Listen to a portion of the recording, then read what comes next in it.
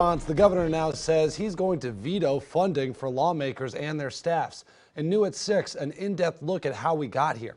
While House Speaker Dade Phelan rose to his position with the help of Democrats, many have called this session the most conservative in recent memory.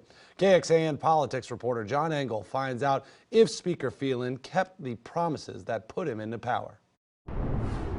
But we did a lot of really bad things this session that I was kind of surprised that we dealt with. Texas now has one of the most restrictive abortion laws in the country, and the governor will soon sign into law permitless carry of firearms, issues normally off the table in the more moderate Texas House. I like Dade Phelan personally. I think that he's done as good of a job as he could in trying to rein in some of that, but I think his caucus is really pushing for some of this. Austin Democrat Eddie Rodriguez thinks the 87th legislative session was a byproduct of the divisive 2020 election cycle, with Republicans cementing their power and making it count. The House becoming more receptive to the culture wars expected in the Texas Senate.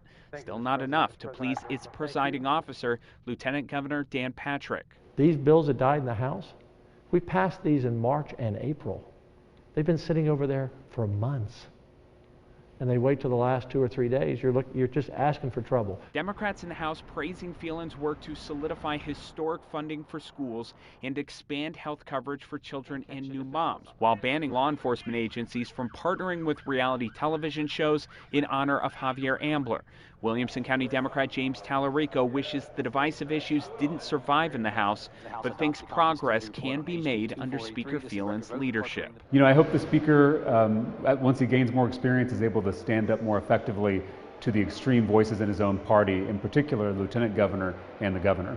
John Engel, KXAN News. Governor Greg Abbott just issued a statement in response to Democrats walking off the Texas floor, killing election restriction and bail reform bills, saying ensuring the integrity of our elections and reforming a broken bail system remain emergencies here in Texas. They will be added to the special session agenda.